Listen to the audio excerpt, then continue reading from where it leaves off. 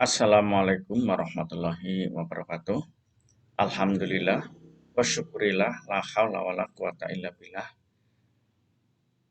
Mari kita awali perkuliahan ini dengan bersyukur kehadirat Allah Subhanahu wa taala karena atas izin dan ridhonya maka pada pagi hari ini kita bisa dipertemukan dalam satu majelis yang sangat mulia.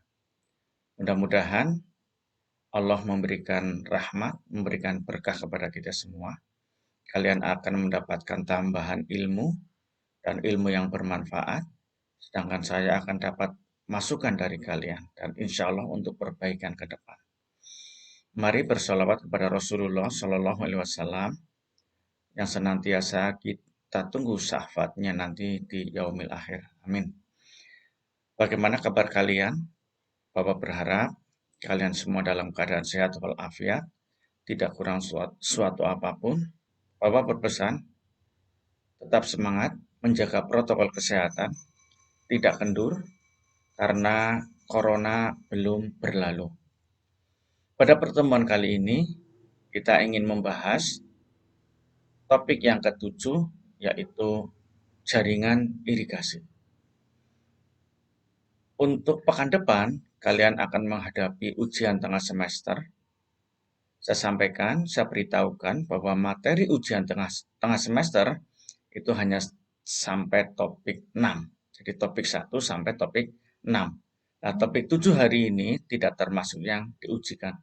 Oleh karena itulah, kalian mempersiapkan diri sebaik mungkin agar supaya bisa mengikuti UTS dengan baik.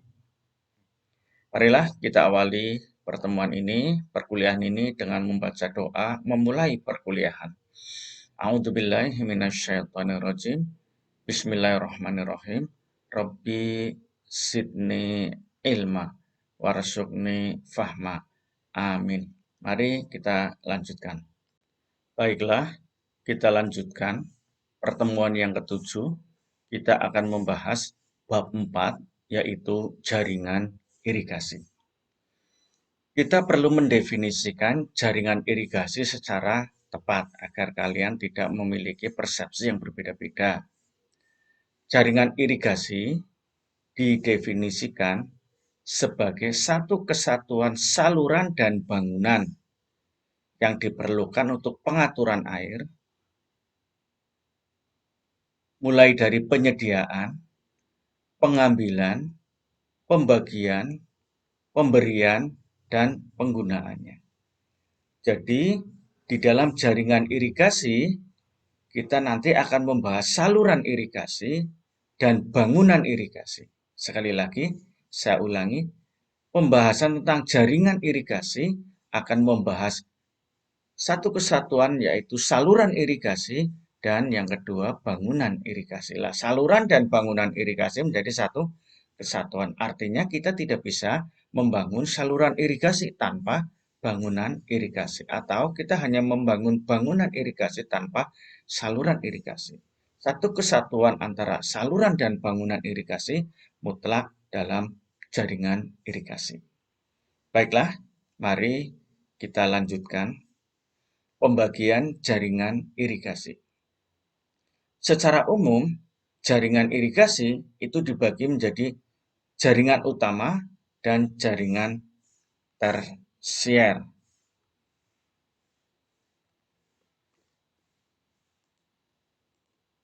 Jaringan utama itu masih dibagi lagi menjadi bangunan dan saluran primer, bangunan dan saluran sekunder.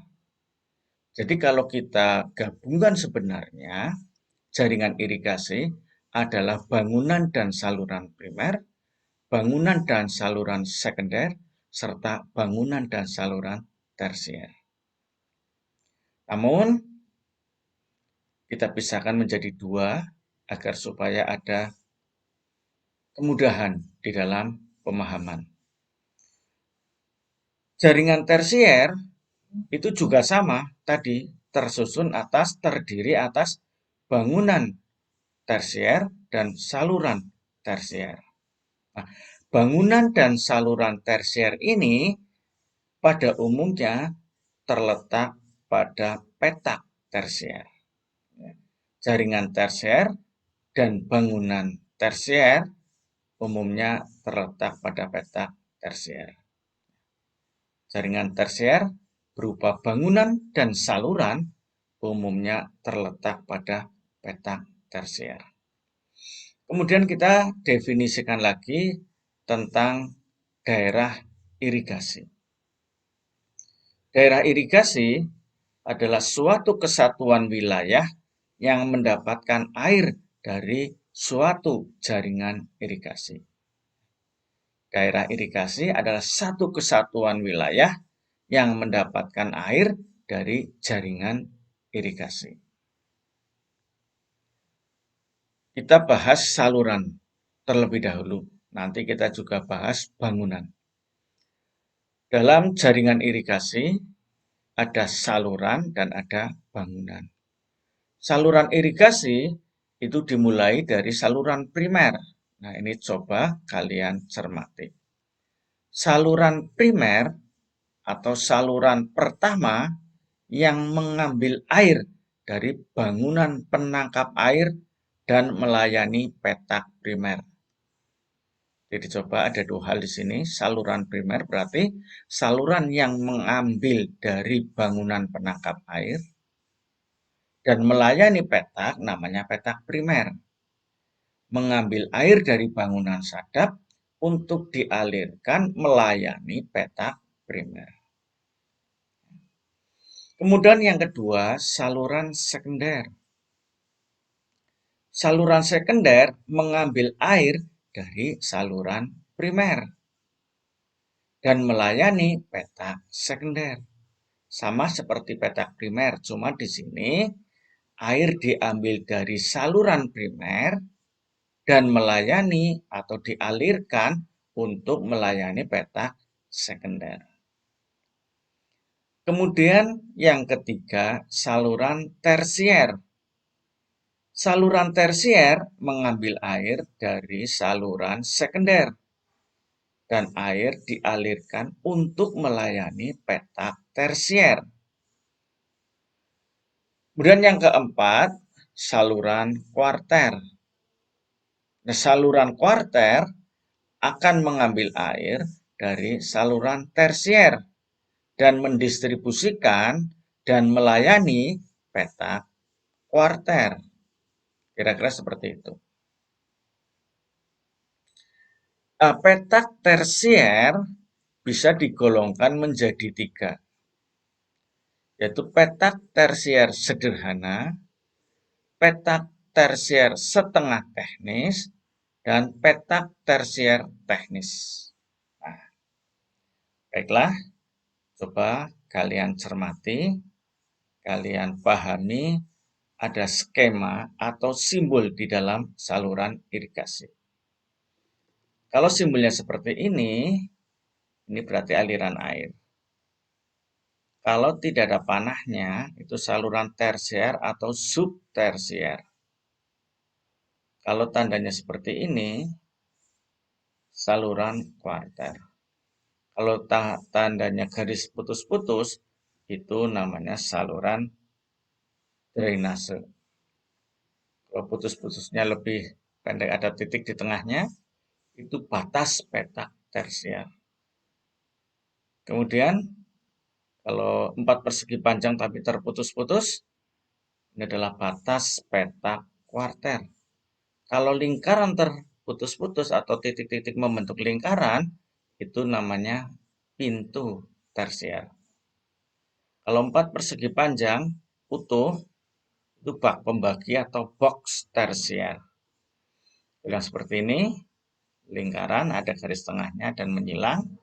Ini bak pembagi atau box subtersier. Kalau terakhir ini adalah bak pembagi atau box kuarter. Jadi ada box tersier, box subtersier, dan box kuarter. Ingat, simbol-simbol ini ada di jaringan tersier. Ini skema jaringan irigasi. Perlu saya jelaskan. Ini adalah sungai. sungai besar. Katakanlah di sini ada waduk atau bendungan yang menampung air di sini. Ini namanya bangunan sadap. Nah, ini ada pintu-pintu air. Nah, dari bangunan sadap ini air akan dialirkan melalui saluran, namanya saluran induk atau saluran primer. Jadi saluran induk ini akan memberikan air ke saluran sekunder dan saluran tersier. Jadi semua akan berasal dari saluran primer. Air bersumber dari saluran primer, kemudian diambil atau didistribusikan melalui saluran sekunder. Di saluran sekunder akan didistribusikan ke saluran tersier. Dari saluran tersier akan didistribusikan melalui saluran kuarter. Nah, seluruh petak ini akan mendapatkan air dari saluran induk atau saluran primer. Maka seluruh petak ini dinamakan petak primer. Ya. Seluruh petak, seluruh lahan yang dialiri oleh saluran primer dinamakan petak primer. Nah, kita lihat di sini ada bangunan pembagi di sini. Supaya apa? Supaya terjadi keseimbangan atau pemerataan distribusi air, maka di sini ada pintu pembagi. Pintu pembagi akan mengalirkan air, satu kembali tetap di saluran primer, yang satu akan dialirkan ke saluran sekunder. Nah, ini saluran sekunder. Nah, saluran sekunder ini akan melayani petak sekunder. Mana petak sekunder? Ini semua ini. Ini petak sekunder. Ya. Karena petak-petak ini akan dialiri air dari saluran sekunder. Nah, kemudian di saluran sekunder juga ada bangunan pembagi untuk membagi ke ke saluran tersier. Mana bangunan pembaginya? Ini satu, ini dua, ya. Di saluran sekunder ini ada dua, satu, dua. Jadi air dari saluran sekunder akan didistribusikan melalui saluran tersier pertama dan saluran tersier yang kedua.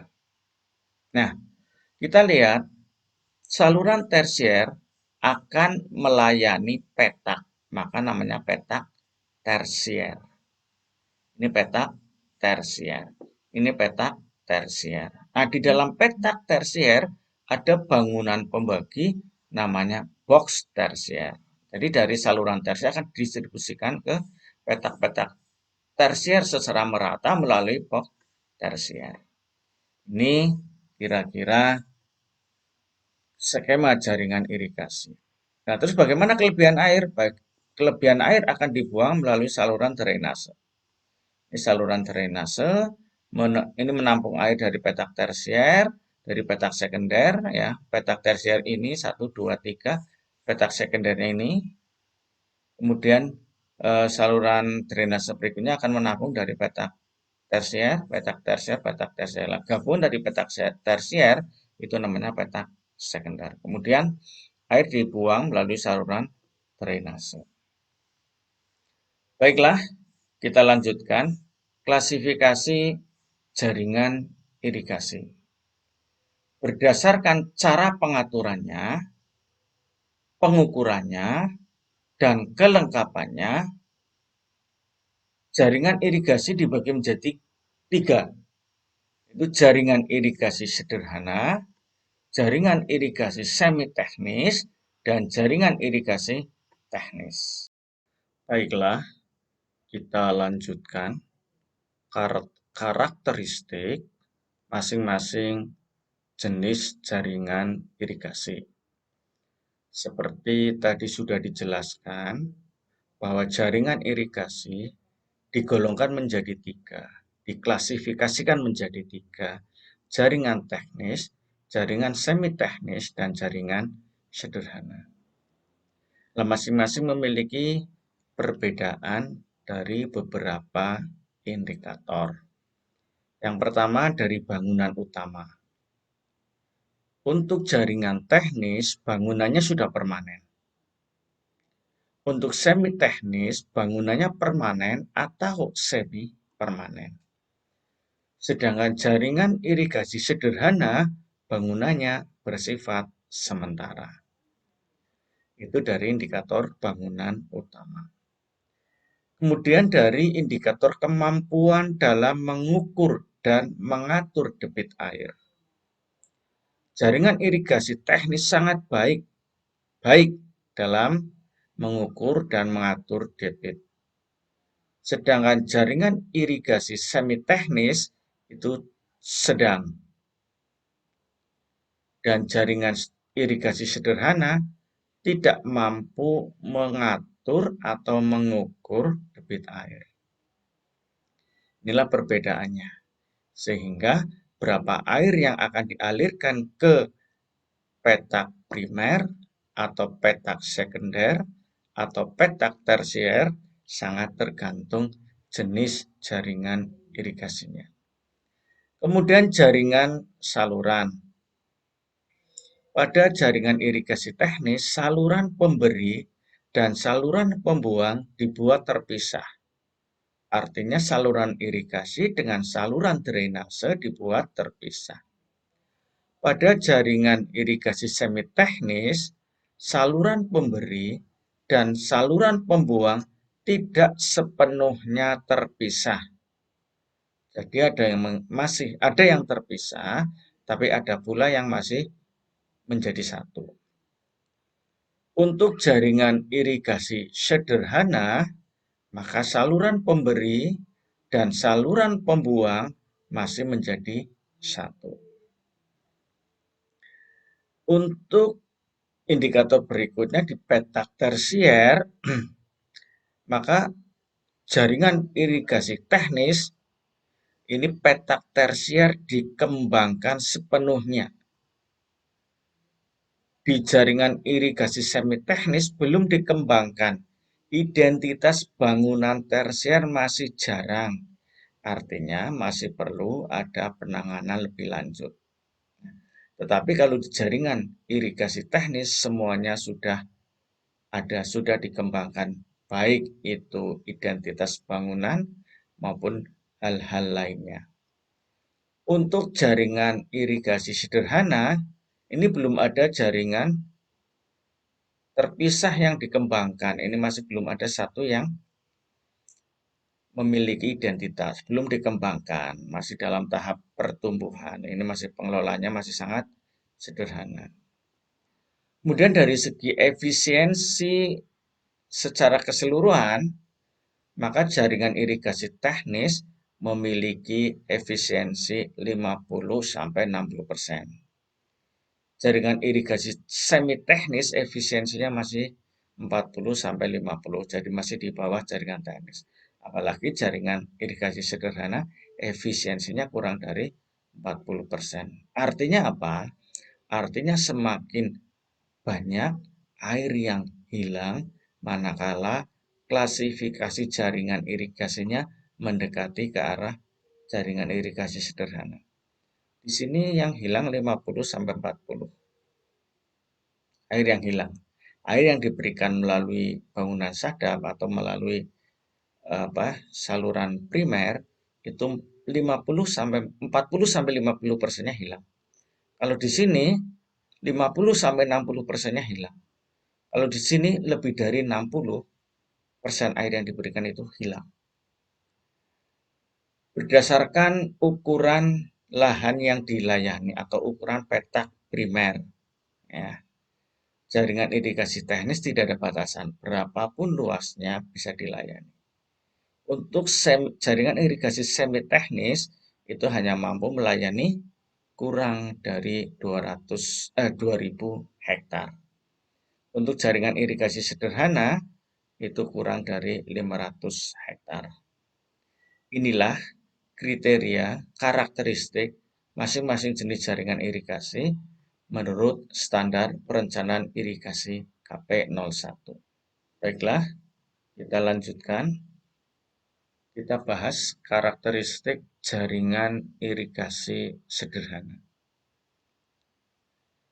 Karakteristik jaringan irigasi sederhana yang pertama, diusahakan secara mandiri oleh kelompok petani pemakai air.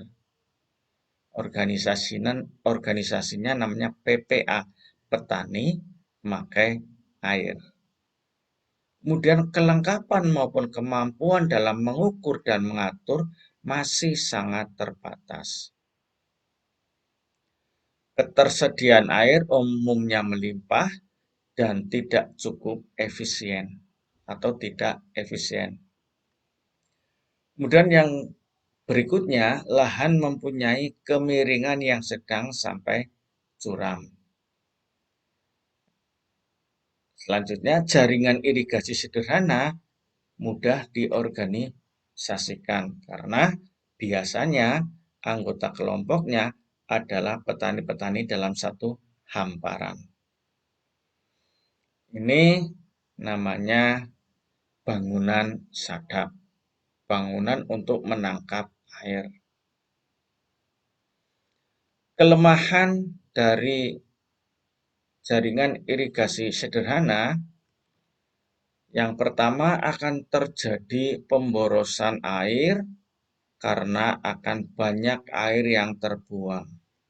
Tadi di depan sudah dijelaskan efisiensinya kurang dari 40%. Artinya kalau air yang diberikan 100%, maka yang dimanfaatkan atau yang termanfaatkan kurang dari 40%. Sisanya akan hilang terbuang. Kemudian air yang terbuang tidak selalu mencapai lahan di sebelah bawah yang lebih subur. Artinya air yang terbuang dari petak sawah di atasnya mestinya bisa sampai atau bisa digunakan untuk lahan di bawahnya. Tapi tidak selalu tercapai, tidak selalu sampai. Sehingga air yang terbuang menjadi tidak termanfaatkan. Bangunan penyadap umumnya bersifat sementara. Kalau tadi yang digambar itu sudah permanen. Sehingga itu bukan bangunan sadap untuk jaringan irigasi sederhana. Karena bangunan penyadap bersifat sederhana, maka umur pakainya tidaklah cukup lama. Tidak mampu bertahan lama. Ini gambar skematis jaringan irigasi sederhana. Ini tidak ada pintu-pintu pembagi air, mengalir saja. Ini kalau ini bangunan sadap, ini sungai, ya.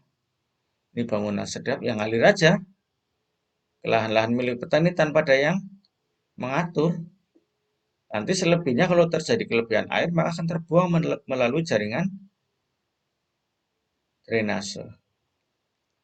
Tidak ada pintu-pintu pembagi, tidak ada pengatur debit air, tidak ada pengukur debit air. Jadi air diambil secara bebas, maka istilahnya pengambilan bebas. Tidak ada pengawasan pengambilan air. Air diambil sesuai dengan kepentingan masing-masing kelompok.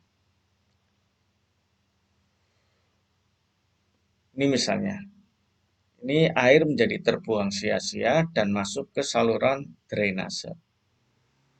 Karena terjadi pada daerah yang memiliki cukup air atau cenderung berlebih. Kemudian jaringan irigasi semi teknis.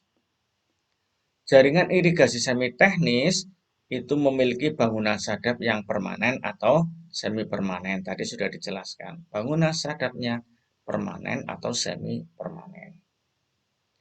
Bangunan sadap umumnya sudah memiliki bangunan dan pengambil dan bangunan pengukur. Jadi sudah mulai ada jaringan-jaringan atau pintu-pintu pengambilan atau pintu-pintu pembagian dan sudah ada jaringan pengukurnya. Jaringan saluran sudah terdapat beberapa bangunan permanen, tapi belum semuanya permanen. Jadi jaringan saluran sudah memiliki bangunan permanen. Kemudian memiliki sistem pembagian air, walaupun belum sepenuhnya mampu mengatur dan mengukur air dengan baik. Setidaknya sudah ada pembagian, sudah ada bangunan pembagi sehingga tidak terjadi perebutan air antara kelompok petani pemakai air. Karena di sini sudah melibatkan beberapa kelompok, beberapa hamparan, dan di sini sudah ada alat-alat ukur, sudah dilengkapi pengukur debit, walaupun masih sederhana, sudah ada bangunan pembagi, maka sistem pengorganisasiannya menjadi lebih rumit apabila dibandingkan dengan jaringan irigasi sederhana. Kira-kira begini, kalau tadi dibandingkan dengan jaringan irigasi sederhana, kalau ini bangunan sadap, maka sudah ada pintu-pintu pembagi. Pintu-pintu pembagi inilah yang dimaksudkan untuk mengatur air agar sampai ke petak-petak tersier atau sampai ke lahan petani sesuai dengan jumlah yang dibutuhkan. Ini ada beberapa keterangan. Garis ketiga untuk garis kontur, ada sungai, ini sungai, kemudian ada perkampungan, ini misalnya pedesaan, perkampungan, kemudian ada bendung tidak permanen dengan pengambilan bebas, ini ada bendung tidak permanen dengan pengambilan bebas, kemudian ada bendung permanen dengan pengambilan yang terkendali, ada beberapa. Kemudian ada saluran irigasi dan bangunan pembagi. Ini gambar skematis jaringan irigasi semi teknis. Ini contoh bangunan pembagi. Air datang dari sebelah sini ke arah sana, maka dibagi. Bisa ke kanan, bisa ke kiri. Alat pembaginya ini bisa disesuaikan dengan luas lahan yang akan diairi. Kalau yang ke arah kanan, luas lahannya lebih luas, maka pintu air dibuka lebih lebar. Atau sebaliknya, kalau di sini yang lebih luas, maka di sini dibukanya lebih lebar. Yang penting bahwa pintu air atau bangunan pembagi ini mampu membagi air sesuai dengan kebutuhan petani. Sehingga tidak sampai terjadi perebutan air antar petani pemakai air. Demikianlah pembahasan tentang jaringan irigasi di topik yang ketujuh. Baru dijelaskan dua jaringan irigasi, yaitu jaringan irigasi sederhana dan jaringan irigasi semi teknis. Untuk pertemuan pekan berikutnya, kita akan melanjutkan pembahasan jaringan irigasi, khususnya jaringan irigasi teknis. Mudah-mudahan kalian bisa memahami, bisa menerima, kemudian bisa mencerna. Kalau ada kesulitan, silakan kalian komunikasikan melalui grup WA.